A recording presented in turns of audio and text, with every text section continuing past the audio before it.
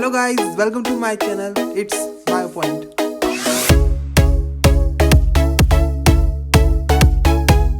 Hello everyone, मैं हूं Pawan Dhakad. Welcome to BioPoint. आज हम स्टार्ट करने जा रहे हैं हमारा एक नया टॉपिक नए लेक्चर के साथ, और हमारा लेक्चर नंबर 5 है ह्यूमन हेल्थ एंड डिजीज़ का। आज हम बात करेंगे हेल्थ की और कुछ डिजीज़ की जो हमारी एनसीईआरटी के अंदर दी हुई है। तो हम सबसे पहले स्टार्ट करते हैं कि जो हेल्थ है ये क्या होती है। ठीक है, हम सबसे पहले स्टार्ट करते हैं हेल्थ से। तो देखो, अगर अपन कहते हैं कोई बाई पर्सन हेल्दी है तो उस केस में हमारे दिमाग में क्या आता है कि इसको कोई डिजीज़ नहीं है। ठीक है, कि ये पर्सन जो है एकदम डिजीज़ फ्री है। पर ये कुछ सही नहीं रहेगा। ठीक है, कुछ साइंटिस्ट वगैरह या फिर अपन WHO की बात करें, उन्होंने हेल्थ की डेफिनेशन कुछ अलग दी हुई है। तो अपन पहले बात करते हैं कि नॉर्मल केस में लोग क्या कहते हैं कि कोई पर्सन है, उसको कोई डिजीज़ नहीं है तो वो हेल्दी है, पर वो गलत है। ठीक है, तो अपना लिख लेते हैं, health is not only absence of disease. ठीक है, अगर किसी को कोई डिजीज नहीं है तो इसका मतलब ये नहीं कि वो हेल्दी है। ठीक है, फिर अगर हम बात करते हैं कि हेल्थ की डेफिनेशन दो चीज़ों के अकॉर्डिंग, पहला तो इंडियन आयुर्वेदा या फिर हिपोक्रेट्स, और दूसरा अपन यहाँ ले लेंगे WHO को। ठीक है, इंडियन आयुर्वेदा और हिपोक्रेट्स दोनों एक ही बात कर रहे हैं वैसे तो अपन यहाँ पहले लिखते हैं हिपोक्रेट्स। अब देखो, जो हिपोक्रेट्स है उनको अपन फादर ऑफ मेडिसिन भी कहते हैं, फादर ऑफ मेडिसिन। तो अपन एक बात करेंगे हिपोक्रेट्स की और इंडियन आयुर्वेदा की।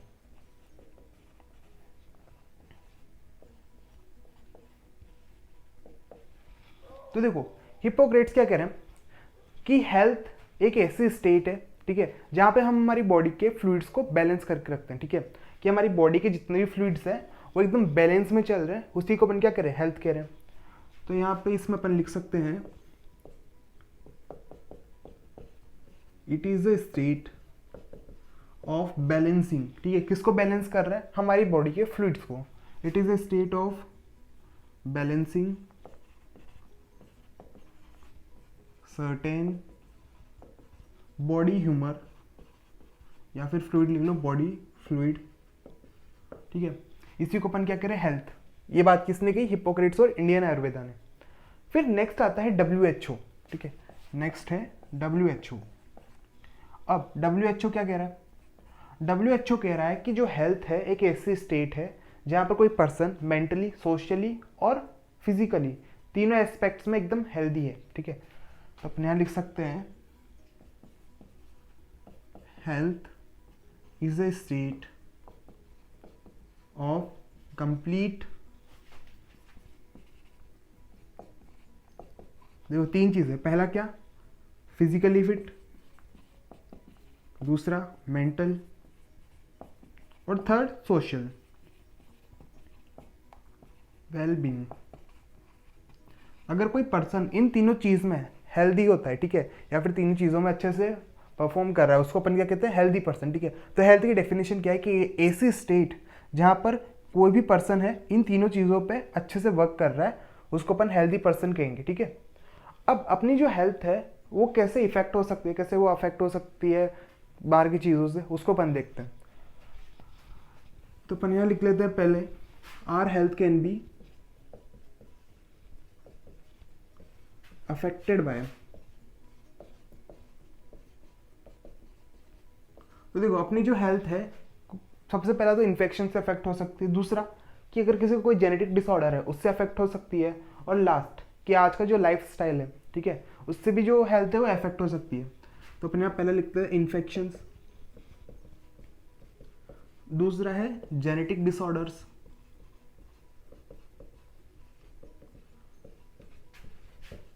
और थर्ड है मेरे पास यहाँ पे, थर्ड आएगा लाइफस्टाइल। ठीक है, लाइफस्टाइल, अगर किसी की लाइफस्टाइल सही नहीं है तब भी उसकी क्या होती है, हेल्थ क्या होती है, अफेक्ट हो सकती है। ठीक है, तो अपनी लाइफस्टाइल को मेंटेन करना बहुत ज़रूरी है। फिर नेक्स्ट कि भाई जो हेल्थ है उसको अपन कैसे मेंटेन कर सकते हैं, तो our health can be maintained bye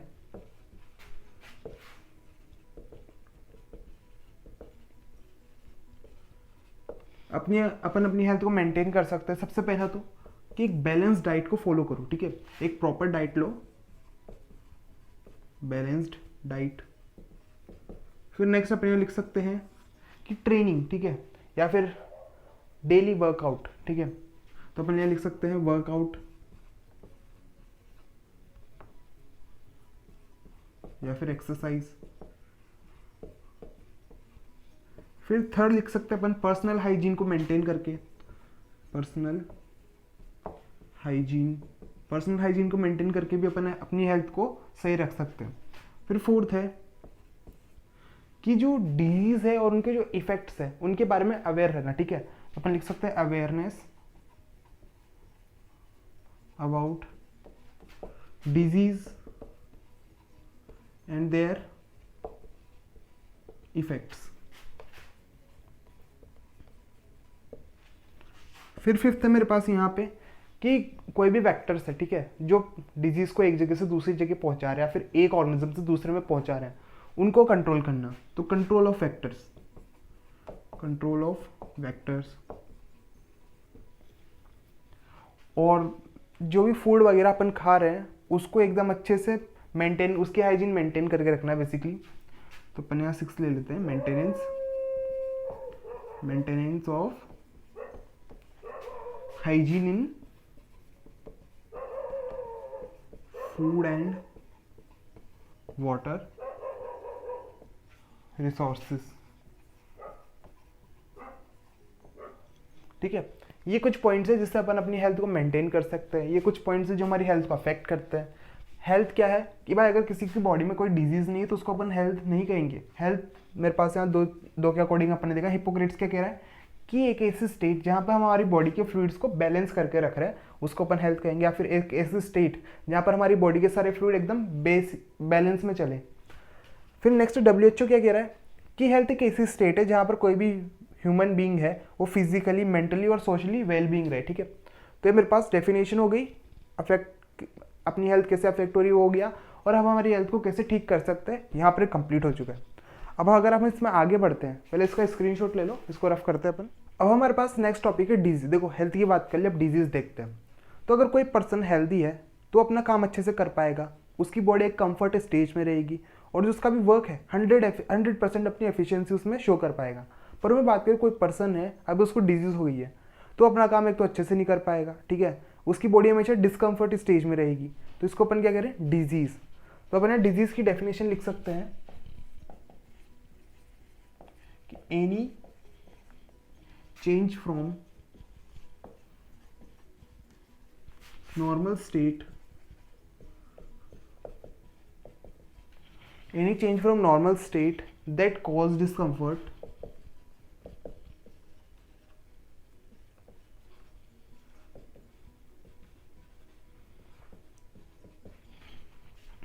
and affect the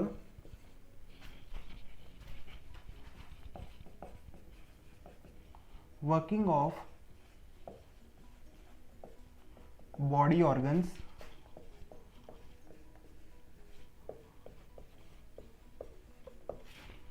या फिर अपन कह सकते हैं body organs and systems and characterised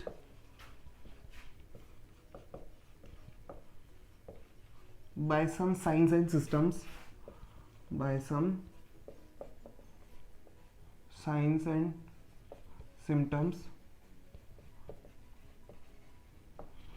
is known as disease.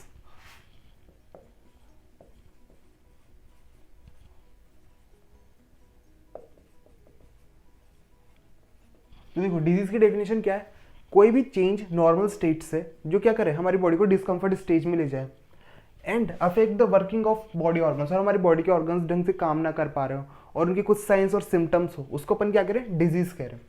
Clear है। अब मेरे पास जो डिजीज है दो टाइप की है, टाइप्स ऑफ डिजीज। तो देखो दो टाइप की है मेरे पास यहाँ पे, पहला है कॉन्जेनाइटल डिजीज, और दूसरा है मेरे पास एक्वायर्ड डिजीज।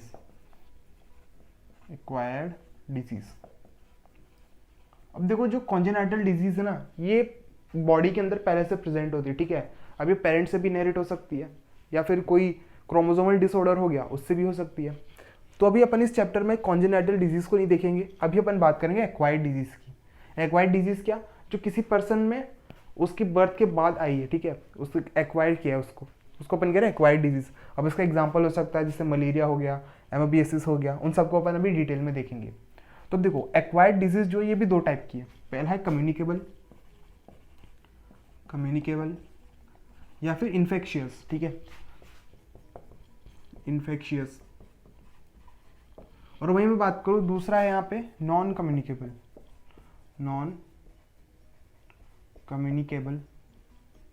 ठीक है, या फिर आप इसको लिख सकते हो नॉन इन्फेक्शियस। अब जो कम्युनिकेबल और नॉन कम्युनिकेबल अपन बहुत सारी क्लासेस पढ़ते आ रहे हैं 8 क्लास से।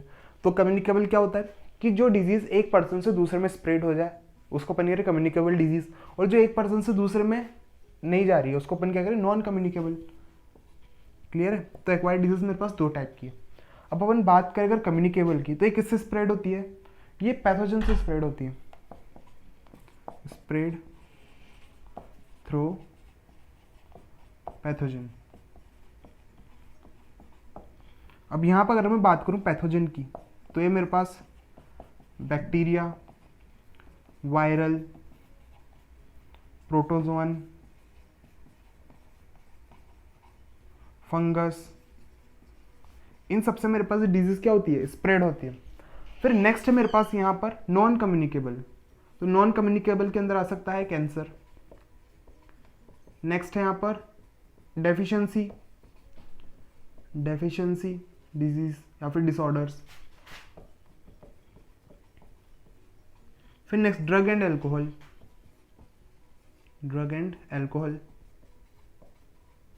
और लास्ट है मेरे पास यहाँ पे डायबिटीज। तो ये सब क्या है मेरे पास, ये सब है मेरे पास नॉन कम्युनिकेबल के एग्जांपल्स। वही मैं बात करूँ अगर कम्युनिकेबल के एग्जांपल, तो यहाँ पर अपन लिख सकते हैं एड्स। क्लियर इतना। तो कॉन्जेनिटल डिजीज और एक्वायर्ड डिजीज में अपन को एक्वायर्ड डिजीज को देखना है, और जो एक्वायर्ड डिजीज है मेरे पास दो टाइप की है, कम्युनिकेबल और नॉन कम्युनिकेबल। कम्युनिकेबल यानी कि इन्फेक्शियस एक से दूसरे पे स्प्रेड होती है, किससे होंगी, पैथोजन से। पैथोजन कौन कौन हो सकता है, बैक्टीरियल, वायरल, प्रोटोजोअन्स, फंगस, ठीक है, एग्जाम्पल है इसका एड्स। नॉन कम्युनिकेबल जो एक से दूसरे में पास नहीं हो रही है, जैसे कि cancer, deficiency disorders, drugs, alcohols और डायबिटीज़। जैसे फॉर एग्जांपल आपका कोई दोस्त है, ठीक है, वो अल्कोहल पीता है, या फिर मान लो उसको डायबिटीज़ है। अब ऐसा थोड़ा ना आपने उसको हाथ मिलाया उसकी डायबिटीज़ आपको हो गई, ऐसा नहीं होगा। तो क्या है, नॉन कम्युनिकेबल के अंदर आएगा। अब अपन स्टार्ट करेंगे हमारे डिजीज़ वाले पार्ट को, जिसमें अपन सबसे पहले बात करेंगे प्रोटोजोअन डिजीज़ की। जो प्रोटोजोआ है कौन सी डिजीज़ स्प्रेड कर रहा है, ठीक है। तो यहाँ पे अपने पास सबसे पहले होगा एमीबियासिस। स्क्रीनशॉट ले लो, फिर इसमें आगे बढ़ो। अब यहाँ पे मेरे पास सबसे पहले डिजीज़ है एमोबियासिस, ठीक है। सबसे पहला कौन है,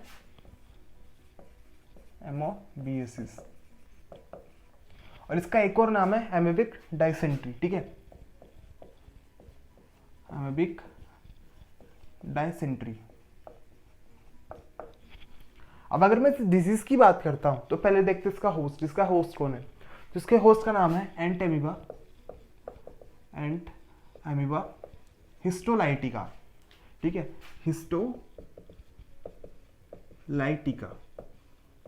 अब देखो यहाँ पे वर्ड है हिस्टोलाइटिका, यानी कहीं ना कहीं टिश्यू को तोड़ रहा है, ठीक है।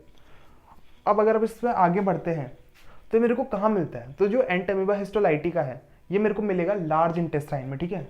तो ये एक पैरासाइट होता है, लिख लेते हैं इसको यहाँ पे, parasite in large intestine of human, यानी कि इसका होस्ट कौन है, ह्यूमन। फिर नेक्स्ट मेरे पास यहाँ पे टॉपिक आता है इसकी लाइफ साइकिल। तो अगर मैं इसकी लाइफ साइकिल की बात करूं तो जो मेरे पास एंट अमीबा है इसकी लाइफ साइकिल मोनोजेनेटिक होती है, ठीक है। इसकी लाइफ साइकिल कैसी है, मोनोजेनेटिक। अब मोनोजेनेटिक का मतलब क्या है कि ये जो पैरासाइट है ये अपनी लाइफ को एक सिंगल होस्ट के अंदर कंप्लीट कर रहा है। वहीं अगर कोई पैरासाइट अपनी लाइफ को दो होस्ट के अंदर कंप्लीट करता है तो उसको अपन कहते हैं डाइजेनेटिक। ये एक के अंदर कर रहा है तो ये मोनोजेनेटिक। तो लिख लेते हैं कंप्लीट इन वन होस्ट, और वो कौन है इस केस में, ह्यूमन। फिर नेक्स्ट है इन्फेक्टिव स्टेज, कि भाई इसकी जो लाइफ साइकिल है उसमें बहुत सारे पार्ट्स होंगे, उन पार्ट्स में से कौन से स्टेज इन्फेक्टिव है। तो अपना लिख लेते हैं इन्फेक्टिव स्टेज फॉर ह्यूमन। तो अगर मैं इसकी इन्फेक्टिव स्टेज की बात करूं तो उसका नाम है टेट्रा न्यूक्लिएटेड सिस्ट। ठीक है, उसका नाम क्या है, tetra nucleated cyst.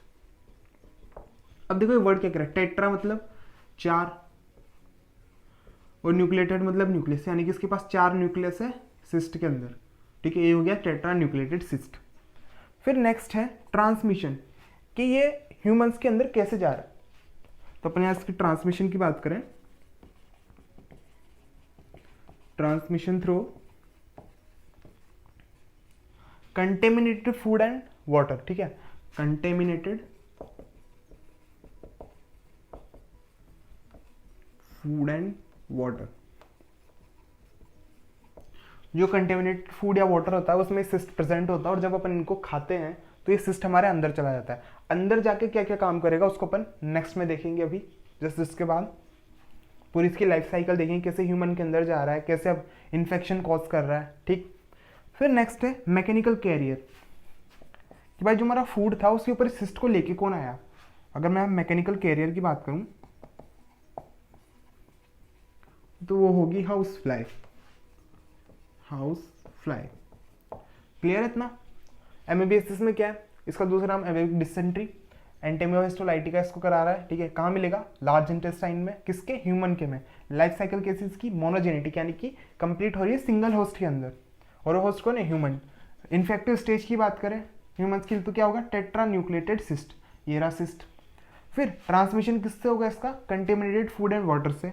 Mechanical career कौन है, हाउस फ्लाई, यानी कि जब ये सिस्ट हमारे अंदर जाता है, ठीक है, उसके बाद बॉडी के अंदर क्या क्या चेंजेस होंगे, ये कैसे डिवाइड करेगा, कैसे इन्फेक्शन कॉज करेगा, उस पूरे को अपन देखने वाले हैं। इसका स्क्रीनशॉट ले लो, आगे इसमें बढ़ते हैं। फिर देखो अब हम यहाँ पे बात करने जा रहे हैं कि जो एमीबा था, ठीक है, एंटेमियोहिस्टोलाइटिका, वो किस तरह से यहाँ पे पूरी इन्फेक्शन कॉज कर रहा है, पूरी लाइफ साइकिल वो देखेंगे। तो इन्फेक्टिव स्टेज क्या थी इसकी, टेट्रा न्यूक्लिएटेड सिस्ट। यहाँ पर मैंने टेट्रा न्यूक्लिएटेड सिस्ट ले लिया, ये हो गया टेट्रा न्यूक्लिएटेड सिस्ट, क्लियर है। अब ये कैसा इसकी इन्फेक्टिव स्टेज है, इन्फेक्टिव स्टेज। और ये इन्फेक्टिव स्टेज कहाँ एंटर करेगी, इसके फूड से होती है इसके माउथ में, माउथ से किधर जाएगी, माउथ से आगे मूव करती जाएगी और कहाँ पहुंचेगी, इसके स्टमक के अंदर, माउथ से इसके स्टमक में आई। अब देखो बात क्या थी कि इसके पास से बाहर कवरिंग थी, और जैसे ये स्टमक में गया इसकी कवरिंग डिसॉल्व होने लगी, यानी टूटने लगी। ये सिस्ट अंदर, ये न्यूक्लियस प्रेजेंट है इसके अंदर, और सिस्ट कैसे लगी, टूटने लग गई यहाँ पे। अभी मूव करेगा आगे, ये मूव करेगा आगे किधर, इंटेस्टाइन के अंदर जा रहा है। ठीक है, ये आगे मूव करता जा रहा है, तो अपने लिख सकते हैं पैरासाइट इन इंटेस्टाइन। अब देखो बात ऐसी कि यहाँ पे 4 न्यूक्लियस थे, जब ये इंटेस्टाइन के अंदर जाता है ये माइटोसिस करके 8 बना लेता है। ठीक है, ये इसके अंदर गया, यहाँ पे पहुंचे तो इसने यहाँ पर 8 न्यूक्लियस बना लिए। ठीक है, ये 8 बन चुके। अपन यहाँ लिख सकते हैं इसको 8 प्रोटोजोन या फिर 8 प्रोटोजोआ, क्लियर इतना। पहले यहाँ पे 4 थे, जैसे इंटेस्टाइन में गए इन्होंने माइटोसिस करके 8 प्रोटोजोआ बना लिए। और यहाँ पे मैं लिखना चाहूंगा इन इंटेस्टाइन, वो भी कौन सी, लार्ज इंटेस्टाइन। अब देखो बात क्या है कि ये जो 8 प्रोटोजोन है इनमें से कुछ तो यहाँ पे नुकसान पहुंचाएंगे इस होस्ट को, और कुछ होंगे जो इस होस्ट से बाहर चले जाएंगे। तो अपन यहाँ लिख सकते हैं कि यहाँ पे कुछ तो पैथोजेनिक है और कुछ नॉन पैथोजेनिक है। तो अपन यहाँ बात कर लेते हैं कि इनको मैं 2 पार्ट में डिवाइड कर लेता हूँ। ठीक है, 2 पार्ट के अंदर डिवाइड करते हैं इनको। एक को मैं कह रहा हूं मैग्ना,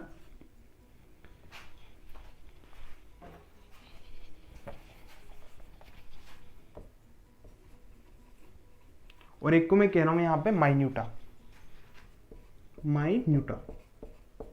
अब देखो बात क्या है कि जो मैग्ना है ये पैथोजेनिक है। ठीक है, मैग्ना क्या है, पैथोजेनिक।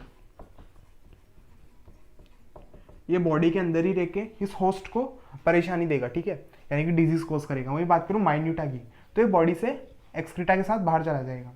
तो इसको अपन लिख सकते हैं नॉन पैथोजेनिक, नॉन पैथोजेनिक, ठीक है। अब देखते हैं, पहले अपन माइन्यूटा को देख लेते हैं। माइन्यूटा में क्या होगा कि इनमें से कुछ होंगे जो आगे मूव करेंगे इसके अंदर, ठीक है, इसके अंदर आगे मूव कर रहे हैं, और ये जैसे आगे मूव करेंगे खुद के अंदर माइटोसिस भी करते रहेंगे। यहाँ से मान लो ये सिंगल था, जिससे आगे गया, इसने खुद के अंदर माइटोसिस करके बाय न्यूक्लिएट हो गया ये, यानी कि यहाँ पे ये सिंगल था, यहाँ पे आगे इसने माइटोसिस की, बाय न्यूक्लिएटेड हो गया। ये और आगे मूव करेगा, ठीक है, यहाँ पे ये टेट्रा न्यूक्लिएटेड हो जाएगा, टेट्रा न्यूक्लिएटेड, और फिर ये बॉडी से बाहर, ठीक है, ये आ गया बॉडी से बाहर। इसी को अपन कह रहे हैं माइन्यूटा, ठीक है। ये क्या है मेरे पास, माइन्यूटा।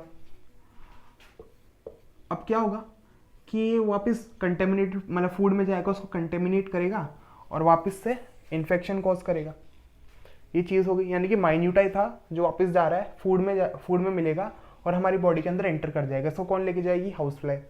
अब बात करते हैं मैग्ना की। मैग्ना कहाँ है कि अभी भाई लार्ज इंटेस्टाइन के अंदर प्रेजेंट है। अब मैग्ना कैसा होता है, पैथोजेनिक होता है। तो अगर मैं मैग्ना का यहाँ डायग्राम बनाऊँ तो कुछ ऐसा बनेगा। इसके पास देखो, इसके स्ट्रक्चर कुछ ऐसा है। इसके पास यहाँ पर एक मोनोपोडियम प्रेजेंट है, मोनोपोडियम। इसके पास यहाँ पर एक फूड वैक्यूल प्रेजेंट है, फूड वैक्यूल, और इसी के साथ में यहाँ पर इसका न्यूक्लियस भी प्रेजेंट है। और अगर मैं इसको ढंग से ऑब्जर्व करूंगा तो मेरे को यहाँ पे कुछ पार्टिकल्स देखने को मिलेंगे। अब देखो पार्टिकल्स क्या है, इसके अंदर मेरे को होस्ट का आरबीसी मिलेगा, यहाँ पे डब्ल्यूबीसी भी मिल जाएगा, और जो इंटेस्टाइन थी उसके कुछ टिश्यूज भी यहाँ पे मिलेंगे, ठीक है। तो अपन लिख सकते हैं tissue of host intestine, host intestine.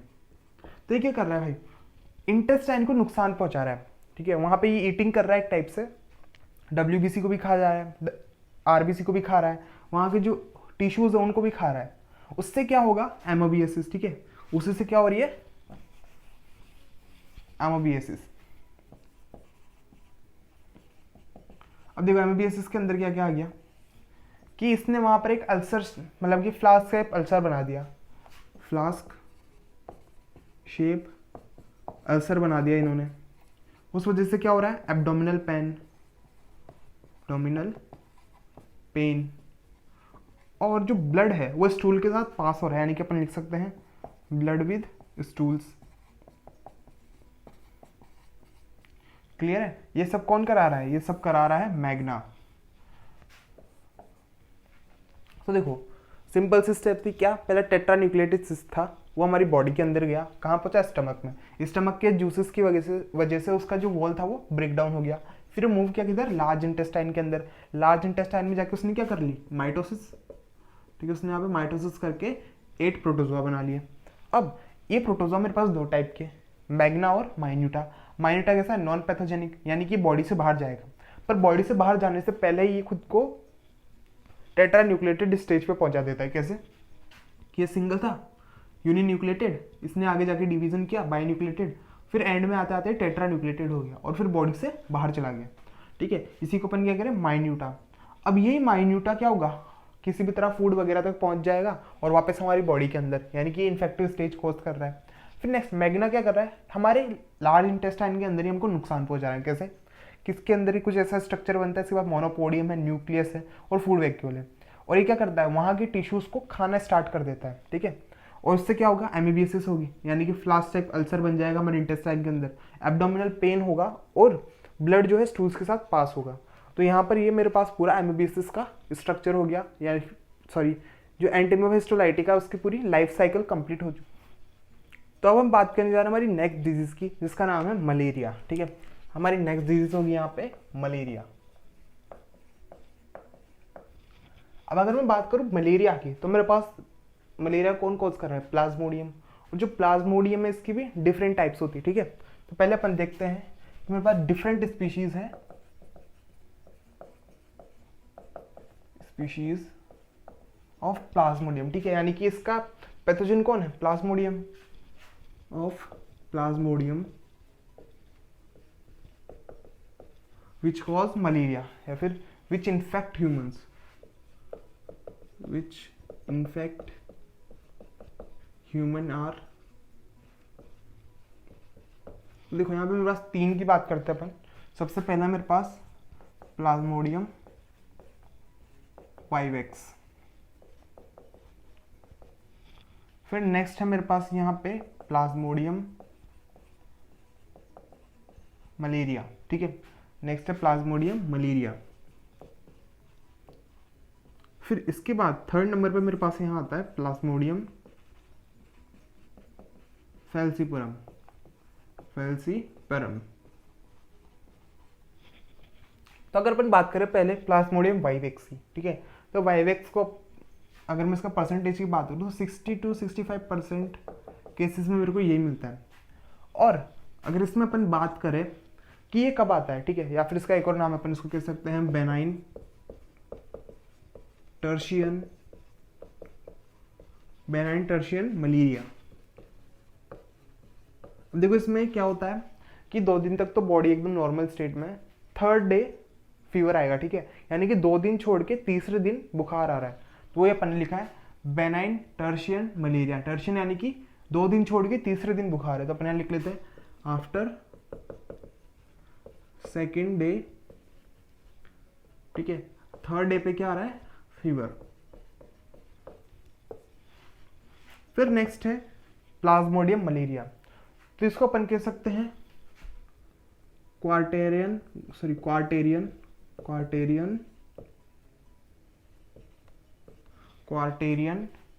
Malaria, ठीक है, क्वार्टेरियन मलेरिया। यानी कि यहाँ पे क्या हो रहा है, तीसरे दिन छोड़ के चौथे दिन बुखार आ रहा है, तो अपन लिख सकते हैं भाई 3 दिन नॉर्मली बुखार नहीं है, तीसरे दिन के बाद चौथे दिन पे बुखार आया। फिर नेक्स्ट है मेरे पास प्लाज्मोडियम फैल्सीपुरम। अब देखो जो बेनाइन टर्शियन मलेरिया था नॉर्मल केस है, बेनाइन मतलब अभी ज़्यादा फैला हुआ नहीं है, नॉर्मल है। वहीं बात करूँ मैलिग्नेंट क्या था कि भाई कुछ ज़्यादा मान लो रिस्की चीज़ है, ठीक है, तो पहले लिख लेते हैं, पहले इसका परसेंटेज लिख लेते हैं, 30 to 40% केसेस में ये मिलता है। और मैं बात करूँ प्लाज्मोडियम मलेरिया की तो अराउंड 1% केस के अंदर मिलेगा। अब देखो यहाँ पे क्या हो रहा है, इसको अपन लिख सकते हैं मैलिग्नेंट, यानी कि सीरियस केस है ये, ठीक है, मैलिग्नेंट टर्शियन मलेरिया। अब अगर यहाँ पे अपन बात करें तो यहाँ पे भी फीवर क्या आ रहा है, तीसरे दिन आ रहा है, यानी कि 2 दिन नॉर्मल, तीसरे दिन बुखार, पर यहाँ पे बुखार थोड़ा ज़्यादा आएगा, ठीक है, फर्स्ट के केस में, फर्स्ट के कंपैरिजन में। अगर अपन इसकी बात करें लाइफ साइकिल की, तो इसकी लाइफ साइकिल होती है डाइजेनेटिक, यानी कि अपनी लाइफ को 2 होस्ट के अंदर कंप्लीट करेगा, ठीक है। तो ये यहाँ पर अपन लिख लेते हैं डाइजेनेटिक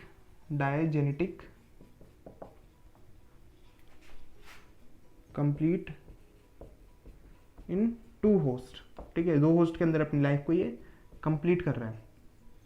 फिर अगर अपन इस पर आगे बढ़ते हैं कि भाई जो होस्ट हैं 2 है, ठीक है, एक को मैं कहूँगा प्राइमरी, एक को मैं कहूँगा सेकेंडरी, ठीक। डाइजेनेटिक के अंदर क्या है, एक प्राइमरी होस्ट है और दूसरा मेरे पास यहाँ पर सेकेंडरी होस्ट है। क्लियर है, 2 मेरे पास होस्ट है। अब अगर बाद में पकड़ता हूँ कि एक को प्राइमरी क्यों कह रहे हैं, दूसरे को सेकेंडरी क्यों कह रहे हैं, तो देखो जिसके अंदर पैथोजन की सेक्सुअल लाइफ साइकिल चलती है, ठीक है, जिसके अंदर सेक्सुअल लाइफ चल रही है पैथोजन की, उसको अपन कहेंगे प्राइमरी होस्ट। और जिसके अंदर उसकी नॉर्मल लाइफ चल रही है, ठीक है, एसेक्सुअल लाइफ, उसको अपन कहेंगे सेकेंडरी होस्ट। तो प्राइमरी होस्ट के अंदर ले लो सेक्सुअल लाइफ चलेगी यहाँ पे, और वहीं बात करूँ सेकेंडरी होस्ट की, तो यहाँ पर एसेक्सुअल लाइफ चलेगी, एसेक्सुअल लाइफ। क्लियर है इतना। अब अगर मैं बात करूँ सेक्सुअल लाइफ किसके अंदर चलती है, तो यहाँ पे होस्ट का नाम है female anopheles mosquito, female anopheles mosquito. और वहीं मैं बात करूँ एसेक्सुअल लाइफ की, तो ये चलती है किसके अंदर, ह्यूमन के अंदर, ठीक है।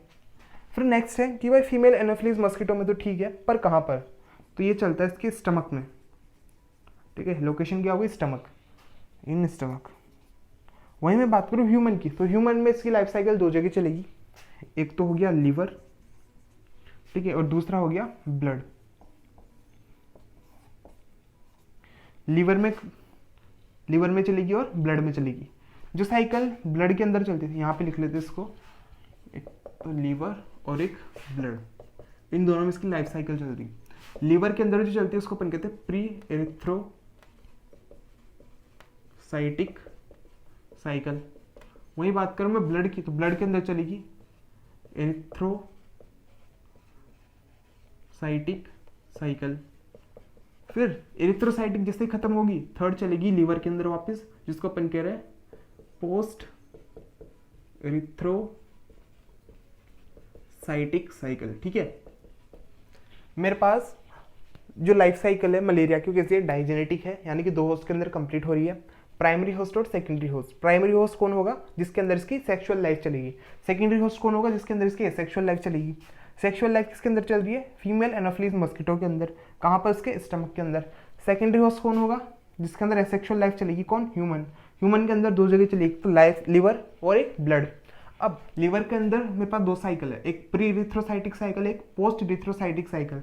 और ब्लड की बात करूं तो यहाँ पर कौन सी चल रही है, इरिथ्रोसाइटिक साइकिल। अगर मैं इसकी नंबर की बात करूं, सबसे पहले होती है प्री इरिथ्रोसाइटिक, फिर उसके बाद होगी इरिथ्रोसाइटिक, फिर थर्ड होगी मेरे पास पोस्ट इरिथ्रोसाइटिक साइकिल। ठीक है, यहाँ पर इसका ओवरव्यू था। अब अपन इस जो साइकिल्स है मेरे पास तीनों, इनको अपन अच्छे से देखेंगे कि भाई काम कैसे चल रहा है। ठीक है, पहले अपन बात करेंगे सेकेंडरी होस्ट की, फिर उसके बाद अपन करेंगे प्राइमरी होस्ट की बात। ठीक, इसका स्क्रीनशॉट ले लो, फिर इसमें आगे चलते हैं। तो अब हम देखने जा रहे हैं कि जो सेकेंडरी होस्ट है उसके अंदर जो लाइफ साइकिल है कैसे चलती है। ठीक, तो पहले अपन यहाँ लिख लेते हैं सेकेंडरी होस्ट को। सेकेंडरी होस्ट कौन होगा, ह्यूमन। और ह्यूमन में सबसे पहले अपन बात करते हैं लीवर की। ठीक है, सेकेंडरी होस्ट की अंदर जो लाइफ साइकिल है किसके अंदर चलेगी, लीवर के अंदर। ठीक है, तो लाइफ साइकिल इन लिवर, और ब्लड भी इसके बीच में आएगा। ठीक है, ब्लड पे भी जाएंगे। तो मैं पहले बात करता हूँ प्री इरिथ्रोसाइटिक। ठीक है, तो पहले अपन यहाँ देखो कि ये स्किन है। ठीक है, यह है स्किन, यहाँ बाहर है मस्कीटो। ठीक है, बाहर कौन है, मस्कीटो। अब मस्कीटो आया, इसने स्किन पे बाइट किया। ठीक है, और जैसे ही बाइट करेगा इसकी इन्फेक्टिव स्टेज बॉडी के अंदर एंटर करेगी। ठीक है, ये बॉडी के अंदर एंटर कर चुकी है, इसको अपन कह रहे हैं स्पोरोजोइट। ठीक है, यानी कि मलेरिया की जो इन्फेक्टिव स्टेज वो क्या है, स्पोरोजोइट। अब स्पोरोजोइट हमारे बॉडी के अंदर आ चुकी है। अब क्या होगा कि ये मूव करती करती पहुंचेगी लीवर सेल्स के पास। मान लो मेरे पास ये लीवर सेल्स है। अब ये मूव करती कहाँ पहुंचेगी, लीवर सेल के पास। ये इसके अंदर एंटर करेगा। ठीक है, आगे मूव करता जाएगा, और जैसे जैसे इसके अंदर मूव करेगा ये मल्टीपल फिजन करना स्टार्ट कर देगा। ठीक है, यानी कि मल्टीपल डिवीजन करना स्टार्ट कर देगा। यहाँ पे ये सिस्ट बना लेगा, और सिस्ट बनाने के बाद क्या करेगा, ये यहाँ पे मल्टीपल फिजन करना स्टार्ट कर देगा। तो अपने यहाँ लिख लेते हैं मल्टीपल फिजन या फिर साइजोगेमी। ठीक है, साइजोगेमी भी अपन इसको लिख सकते हैं। अब जब इसके बहुत सारे नंबर बन जाएंगे, यानी कि ये बहुत बार खुद को डिवाइड कर चुका है, तो क्या होगा, इस लीवर सेल से ये बाहर आ जाएगा। ठीक है, ये बाहर आके यहाँ पे ब्लड में रिलीज हो जाएगा। अब जो ब्लड में रिलीज हुए इनको अपन कहते हैं क्रिप्टोमेरोजोइट्स। ठीक है, इनको अपन क्या करें, क्रिप्टोमेरोजोइट्स, और इनका नंबर अराउंड थाउजेंड्स में रहता है। ठीक है, इनका नंबर कितना है, थाउजेंड्स के अंदर। देखो सिंपल सा है, यहाँ से स्टार्ट करते हैं। मस्कीटो था, मस्कीटो ने स्किन पे बाइट किया, स्पोरोजोइट बॉडी के अंदर गया। ये क्या है, इन्फेक्टिव स्टेज है। ठीक है, ये है इन्फेक्टिव स्टेज। अब ये कहाँ एंटर करते हैं, लीवर सेल्स के अंदर। ठीक है, ये लीवर है, लीवर के अंदर एंटर किया। अब इसके अंदर मूव करते जाते हैं और क्या करेंगे, मल्टीपल फिजन, यानी कि अपना नंबर बढ़ाएंगे। ठीक है, नंबर बढ़ता गया, फिर ये क्या करेंगे, इस लीवर से बाहर आ जाएंगे, रिलीज हो गए। पर अभी इनको अपन कह रहे हैं क्रिप्टोमेरोजोइट, और उनका नंबर कितना है, 1000, यानी ज़्यादा नंबर नहीं है। फिर ये क्या करेंगे, अपना नंबर वापस बढ़ाने के लिए ये क्रिप्टोमेरोजोइट्स वापस से इधर एंट्री करेंगे लीवर के अंदर मल्टीपल फिजन करने के लिए। तो इसी को अपन कह रहे हैं, ये थोड़ा ज़्यादा हो गया, इसको कम कर लेते हैं।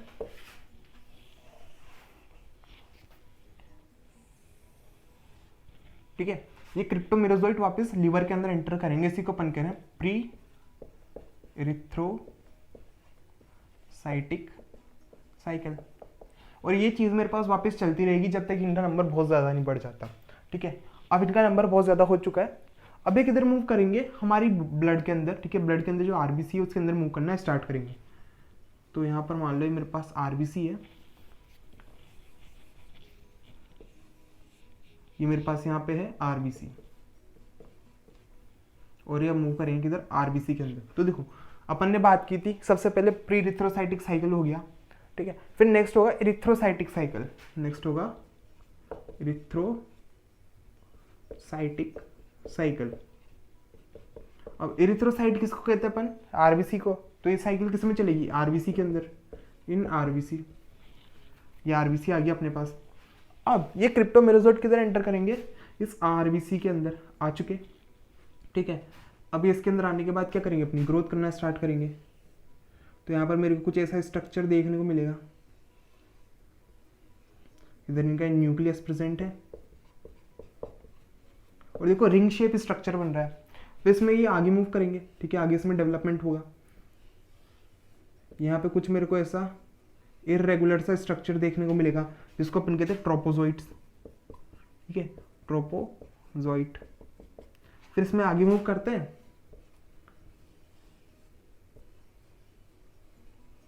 तो यहाँ पे कुछ पार्टिकल्स। अब देखो आरबीसी के अंदर हीमोग्लोबिन प्रेजेंट होता है, और ये ट्रोपोजोइट क्या कर रहा है, उस हीमोग्लोबिन को खाना स्टार्ट करता है, ठीक है। हीमोग्लोबिन में मेरे पास दो पार्ट है, हीमोग्लोबिन यहाँ लिख लेते हैं अपन इसको। यहाँ पे क्या चल रहा है, हीमोग्लोबिन जो था उसको दो पार्ट में तोड़ा जा रहा है, एक तो हीम और एक ग्लोबुलिन, तो ये ग्लोबुलिन प्रोटीन। अब जो ट्रोपोजोइट है इस ग्लोबुलिन प्रोटीन को डाइजेस्ट कर देते हैं, ठीक है, इसको तो अपने यूज में ले लेते हैं। पर जो हीम था इसको ये अपने यूज में नहीं ले पाएंगे। यहाँ पे जो हीमोग्लोबिन था उसको दो पार्ट में डिवाइड कर दिया, हीम और ग्लोबुलिन के।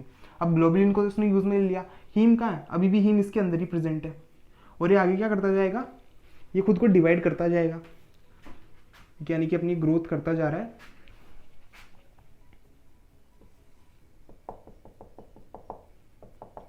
ये भी हीम बाहर है, ठीक है, ग्रोथ करता जा रहा है। और फिर एंड में क्या होगा कि जब इसके अंदर बहुत सारे स्पोरोजोइट्स बन जाएंगे, तो ये वापस इस वॉल को तोड़ के यहाँ बाहर आ जाएगा। इसको अपन यहाँ पे से बना लेते हैं,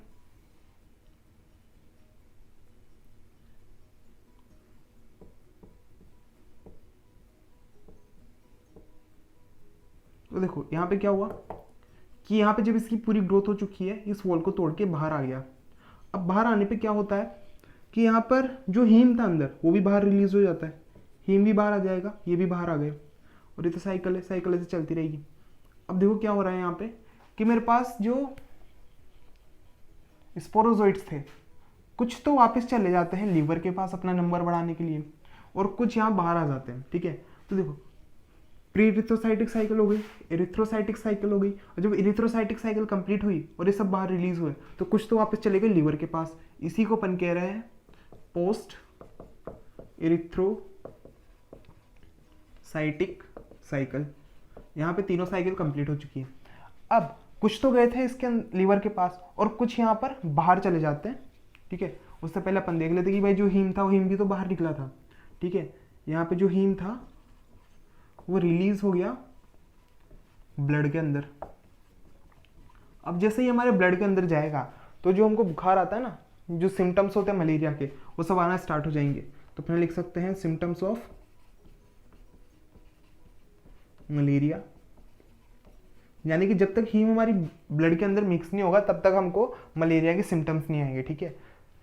और कुछ चले गए किधर, पोस्ट इरिथ्रोसाइटिक साइकिल में, और कुछ आगे जाके यहाँ बना ले कन्वर्ट हो जाते हैं, कन्वर्ट इनटू गैमेटोसिस्ट, गैमेटोसाइट्स,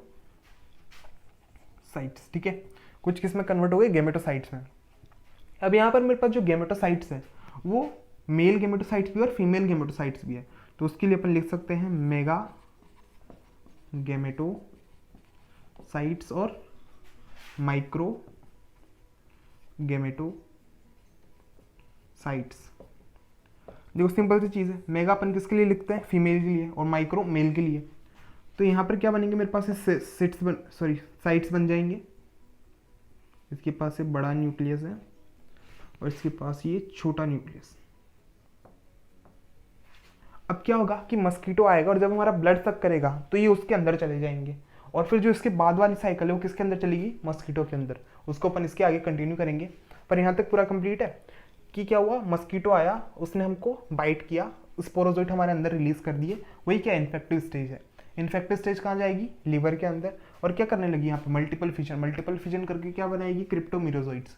ठीक है, क्रिप्टोमिरोजोइट्स अपना नंबर बढ़ाने के लिए वापस लीवर पे जाएंगे, इसी को अपन करें प्री इरिथ्रोसाइटिक साइकिल। फिर नेक्स्ट चलेगा कि भाई जब इनका नंबर बढ़ जाता है ये हमारे आरबीसी पे अटैक करते हैं। ठीक है, आरबीसी पे जाएंगे, उसके अंदर एंटर करेंगे, अपना साइज बढ़ाएंगे, यानी बेसिकली ये करें डिवीजन करें, न्यूक्लियस बना, फिर उसके बाद ट्रोपोजोइट बना। ट्रोपोजोइट ने क्या किया, ग्लोबुलिन प्रोटीन को खाना स्टार्ट किया और उससे अपनी ग्रोथ कर रहे हैं। ठीक है, और हीम इसके अंदर ये भी फील्ड है, और जब ये सारे स्पोरोजोइट इससे बाहर निकलेंगे, ठीक है, जब ये सब इससे बाहर निकलेंगे तो यहाँ पे क्या होगा, हीम भी साथ में रिलीज हो जाएगा। जब हीम इसके ब्लड के अंदर जाएगा तो मलेरिया के सिम्टम देगा, और इन्हीं में से कुछ वापस मेरे पास लिवर में चले जाते हैं, जो क्या करा रहे हैं, पोस्ट इरिथ्रोसाइटिक साइकिल, और कुछ कन्वर्ट हो जाते हैं गैमेटोसाइट्स के अंदर। अभी गैमेटोसाइट्स मेरे पास दो टाइप के, मेगा गैमेटोसाइट और माइक्रो गैमेटोसाइट। मेगा गैमेटोसाइट किसको बनाएगा, फीमेल गैमेटोसाइट को। ठीक है, बेसिकली इसी को अपन फीमेल गैमेटोसाइट कहते हैं, और माइक्रो गैमेटोसाइट यानी कि मेल गैमेटोसाइट। और फिर ये एंटर करेंगे किसके अंदर, मस्कीटो के अंदर, जब वो हमारा ब्लड सक करेंगे। ठीक है, तो इसके नेक्स्ट वाली लाइफ साइकिल अभी अपन देखेंगे। तो यहाँ पर मेरे पास सेकेंडरी होस्ट जो था उसकी लाइफ साइकिल कंप्लीट हो गई है। अब अपन देखेंगे प्राइमरी होस्ट की लाइफ साइकिल। इसमें कोई डाउट है नहीं?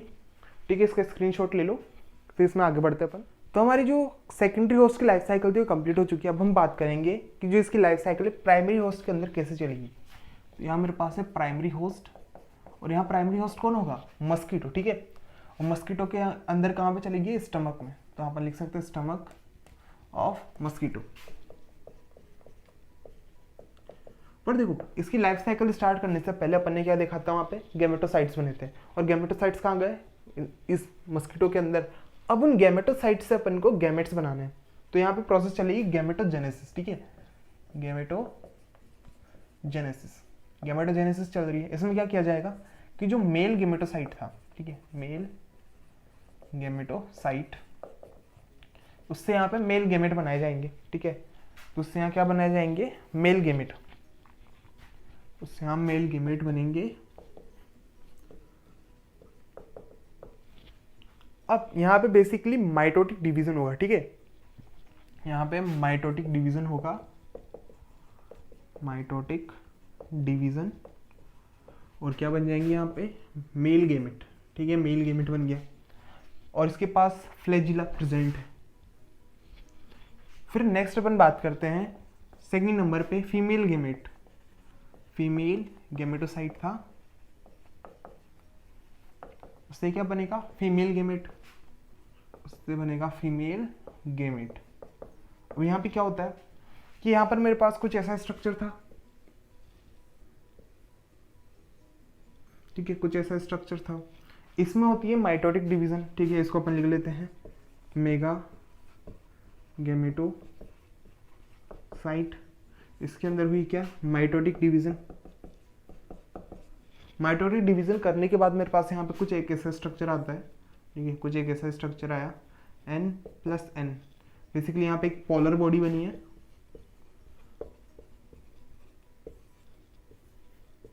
और यहाँ पर मेरे पास ये क्या है, female gamete, female gamete.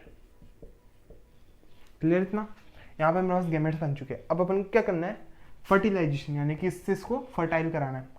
Clear है इतना कि मेल गैमेटोसाइट तो उससे मेल गैमेट बना है। ठीक है, क्या हुई थी यहाँ पे, माइटोटिक डिवीजन, वैसा स्ट्रक्चर मेरे पास यहाँ पे आ चुका है। उसके बाद फ्लैजिला प्रेजेंट है। फीमेल गैमेटोसाइट में क्या है, भाई फीमेल गैमेट बनाना है। फीमेल मेगा गैमेटोसाइट था, इसमें माइटोटिक डिवीजन हुई, यहाँ मेरे पास एक पोलर बॉडी बनी और एक फीमेल गैमेट बना। अब नेक्स्ट अपन चलते हैं इसमें फर्टिलाइजेशन पे। ठीक है, नेक्स्ट अपन यहाँ बात करते हैं फर्टिलाइजेशन। देखो बेसिकली क्या कि ये स्ट्रक्चर है,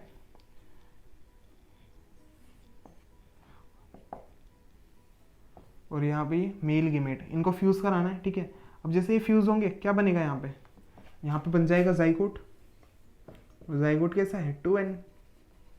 और अभी जाइगोट जो है वो नॉन मोटाइल है। ठीक है, अभी जाइगोट कैसा है, नॉन मोटाइल है, तो इसको मोटाइल करा दो। यहाँ पे फिर इसमें जैसे डेवलपमेंट होती है, यहाँ पे एक स्ट्रक्चर बनता है, वो भी कैसा है, 2n है, और इसको अपन करें ऊकाइनाइट, ऊकाइनाइट। ठीक है, और ये कैसा है, मोटाइल है। क्लियर है इतना स्ट्रक्चर कि फर्टिलाइजेशन हुई, उससे मेरे पास जाइगोट बना, जाइगोट अभी नॉन मोटाइल है, जब इसमें डेवलपमेंट होगा तो क्या बनेगा, ऊकाइनेट, और ऊकाइनेट कैसा है, मोटाइल। इतना क्लियर है। इसमें फिर अपन आगे बढ़ते हैं इसके अंदर, ठीक है, इसका स्क्रीनशॉट ले लो।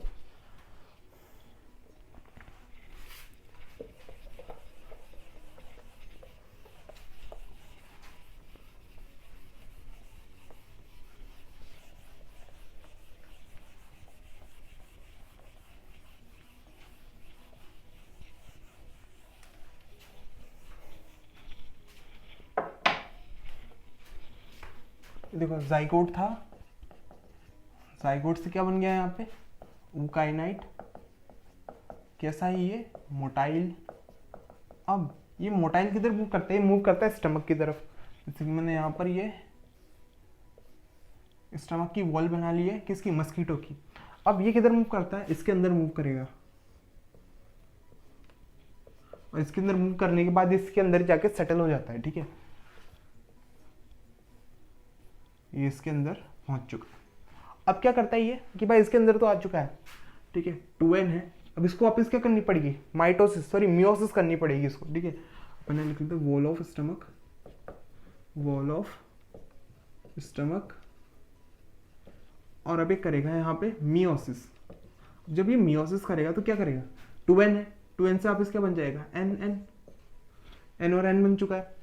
अब मियोसिस करने के बाद ये क्या करता है, माइटोसिस करना स्टार्ट करता है, यानी कि n से अपने जैसे और सेल्स बनाना स्टार्ट करेगा।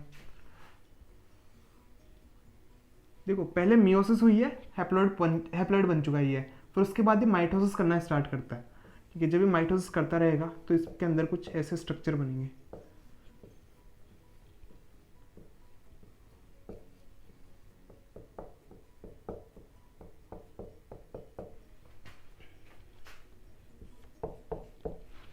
क्लियर है, ऐसे स्ट्रक्चर इसके अंदर बनते जाएंगे। और जब ये इस वॉल के अंदर चला गया तो इसको अपन कह रहे हैं oocyte, ठीक है। यहाँ पे ये मुंह रह गया था, इसको अपन कह रहे हैं oocyst, सॉरी, इसको अपन कह रहे हैं oocyst। तो ऊकाइनाइट था, जब वॉल के अंदर गया उसको अपन कह रहे हैं oocyst, ठीक है। इसने मियोसिस करके यहाँ पे 2 सेल बना लिए। अब यहाँ पे क्या किया इसने, वापस माइटोसिस करना स्टार्ट किया।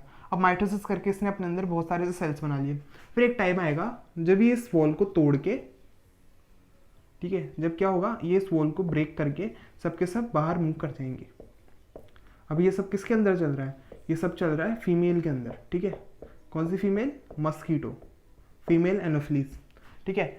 अब जैसे ये मूव किए, ठीक है, ये मूव करने के बाद एंटर करते हैं सलाइवरी ग्लैंड में, एंटर इन सलाइवरी ग्लैंड, ठीक है। मस्कीटो के सलाइवरी ग्लैंड में पहुंचेंगे। मान लो ये सलाइवरी ग्लैंड है मस्कीटो की, ये उसके अंदर पहुंच गए। अब जब मस्कीटो आपको बाइट करेगा तो ये आपके अंदर एंटर कर जाएंगे। जैसे अपन ने सेकेंडरी होस्ट की लाइफ साइकिल देखी थी, तो उसके अंदर यहीं से स्टार्ट हुआ था। इनको अपन कह रहे हैं स्पोरोजोइट, स्पोरोजोइट। और ये सब कैसे हैं, एन। क्लियर इतना। तो यहाँ पर मेरे पास प्राइमरी होस्ट के अंदर भी लाइफ साइकिल कंप्लीट हो गई। पहले जाइगोट बनेगा, ऊकाइनेट, ऊकाइनेट के बाद oocyst, oocyst में मियोसिस होके 2 सेल बन जाएंगे। फिर इन सेल्स के अंदर क्या होगा, माइटोसिस चलने लगेगा, और यहाँ पे मेरे पास बहुत सारे स्पोरोजोइट बनेंगे। एक टाइम आएगा जब इस वॉल को ब्रेक करके सलाइवरी ग्लैंड में एंटर करेंगे, ठीक है। और सलाइवरी ग्लैंड में एंटर करने के बाद जब मस्कीटो आपको बाइट करेगा तो ये आपके अंदर पहुंच जाएंगे, ठीक है। तो मच्छरों से सावधान। तो यहाँ पर मेरे पास मलेरिया पूरा कंप्लीट हो चुका है। तो आज के इस लेक्चर में बस इतना ही। अब हम मिलेंगे हमारे लेक्चर नंबर 6 के अंदर। क्लियर है। इसमें आपको कोई भी डाउट हो तो आप नीचे कमेंट कर सकते हैं, मैं उसका आंसर वहाँ पे कर दूंगा। Thank you.